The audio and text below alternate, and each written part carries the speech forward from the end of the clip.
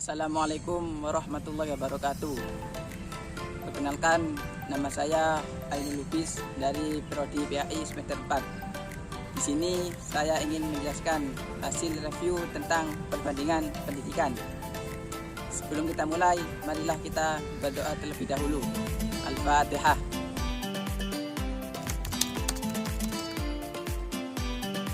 Di sini saya ingin menjelaskan tentang perbandingan pendidikan. Apakah itu perbandingan pendidikan? Perbandingan pendidikan sebagai ilmu dalam dunia pendidikan, pada khususnya, dan dunia ilmu pengetahuan pada umumnya mempunyai kedudukan yang paling penting.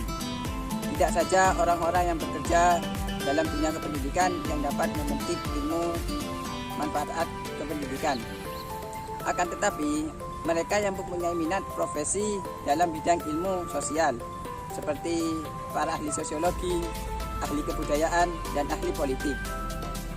Khususnya bagi orang yang berkecimpung dalam dunia pendidikan, studi perbandingan pendidikan dapat memberikan berbagai bentuk dalam kemanfaatan. Jadi, ilmu perbandingan pendidikan itu mengandung pengertian yang lebih kompleks.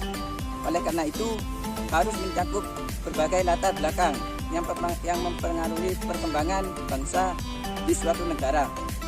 Sedangkan dalam perkembangan di suatu bangsa itu terdapat aspirasi atau ide-ide yang mendorong perkembangannya dalam kurun waktu yang lama.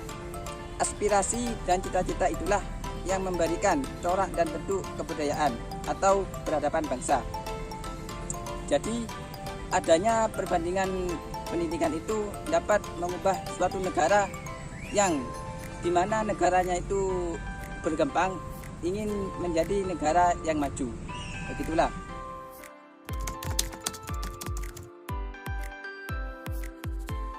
Kedua, sekarang saya ingin menjelaskan tentang perbandingan pendidikan Indonesia dengan negara lain. Pendidikan Indonesia menurut Undang-Undang Nomor 20 Sistem Pendidikan Nasional, ketentuannya pada pasal 1 ayat 8 yang menyatakan pendidikan adalah tahapan yang ditetapkan berdasarkan tingkat perkembangan peserta didik. Tujuannya untuk mencapai kemampuan yang dikembangkan. Dalam undang-undang bahwa jenjang pendidikan formal di atas terdiri atas pendidikan dasar, pendidikan menengah, dan pendidikan tinggi. Kurikulum pendidikan yaitu adanya konsep kurikulum 2013, yaitu seimbang antara soft skill dimulai standar kompetensi lulusan, standar isi, standar proses, dan standar penilaian. Sedangkan tingkat pendidikan di Amerika yaitu dimulai dari kelas 1 sampai kelas 5. 6 tahun jika dihitung dari TK.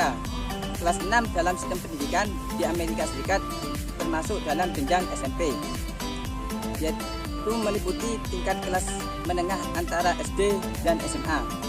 SMP biasanya adalah kelas 6, kelas 7, kelas 8. SMA meliputi kelas 9, kelas 10, dan kelas 11, dan kelas 12.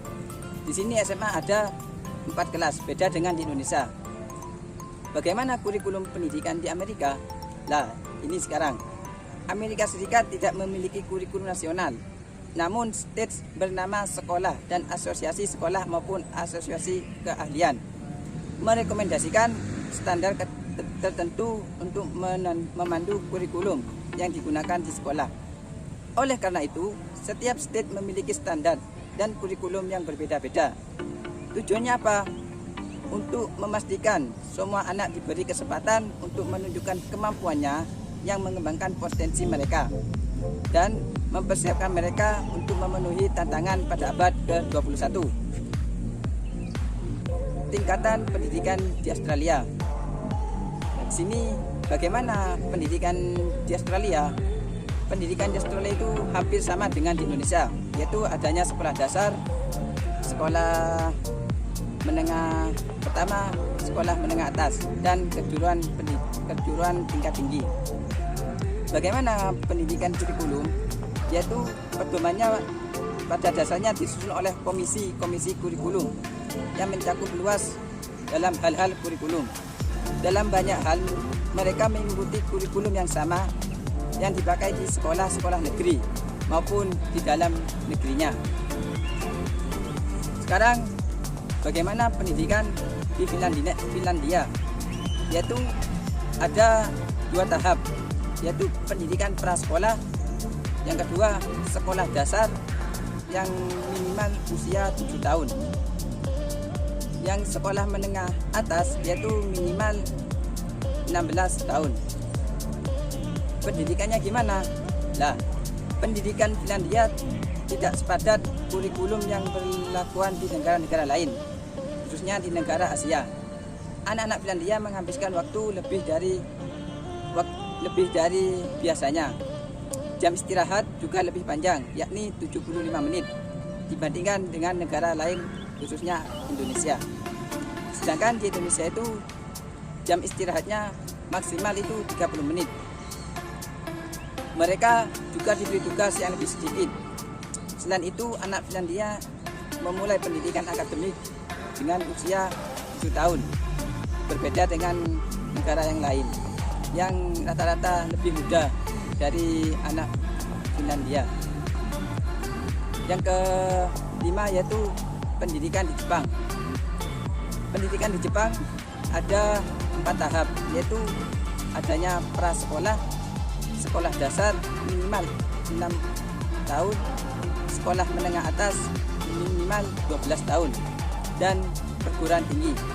Di Jepang itu tidak ada pendidikan SMP, beda dengan di Indonesia. Bagaimana pendidikannya?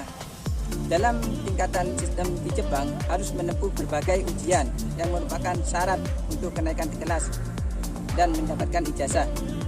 Bagi siswa kehadirannya kurang dari 5% tahun belajar dan hasil undangnya jelek, maka diwajibkan mengulang atau tidak naik kelas.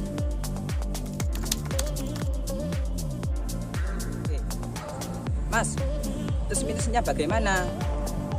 Nah, negara yang sedang berkembang maupun yang maju memiliki sistem pendidikan yang berbeda-beda dengan memberikan penekanan pada objek tertentu dalam pendidikan. Pada objek tersebut terkandung tujuan yang mencapai baik jangka panjang maupun jangka pendek.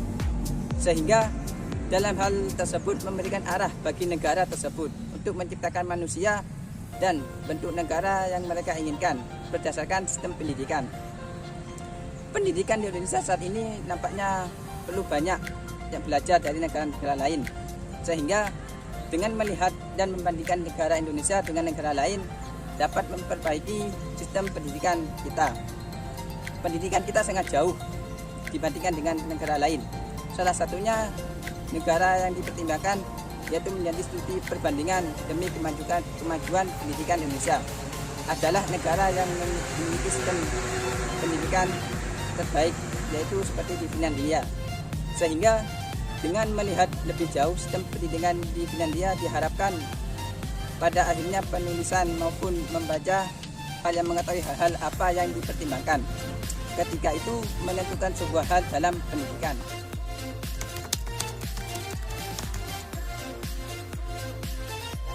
Berikan pendapat Anda seharusnya bagaimana pendidikan yang baik. Oke, menurut saya pendidikan yang baik itu pendidikan anak di sekolah. Tentunya fasilitasnya lebih baik dan layak. Mengapa demikian? Karena fasilitas tersebut akan membantu proses belajar anak dapat memudahkannya. Kedua, dalam proses mengajar juga harus dengan metode-metode yang berbeda. Anak juga perlu refresh, jangan dituntut selalu berpikir.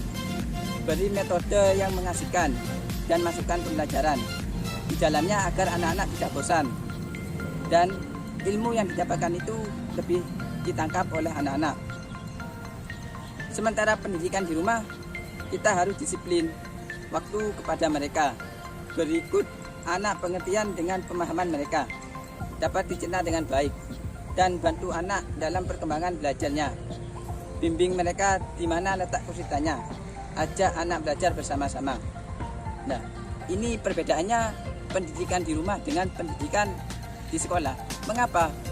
Meskipun kita di sekolah, kita tidak belajar, pemikiran seorang anak itu akan berkembang meskipun itu tidak pelajaran. Nah, itu pentingnya pendidikan di sekolah. Kalau pendidikan di rumah, adanya handphone, daring, itu sangat tidak memfasilitasi seorang anak. Karena apa? Kita habis daring, lalu pemikiran kita ke waktu sulit, sembarang adanya wifi. Jadi pembelajaran di rumah itu sangat tidak layak gitu. Ya sekarang adanya pandemi, mau gimana lagi, kita harus mematuhi protokol yang ada. Demikian apa yang saya sampaikan. Apabila ada kesalahan atau tutur sapa yang kurang berkenan, saya mohon maaf. Selamat menunaikan ibadah puasa. Marhaban ya Ramadan. Wassalamualaikum warahmatullahi wabarakatuh.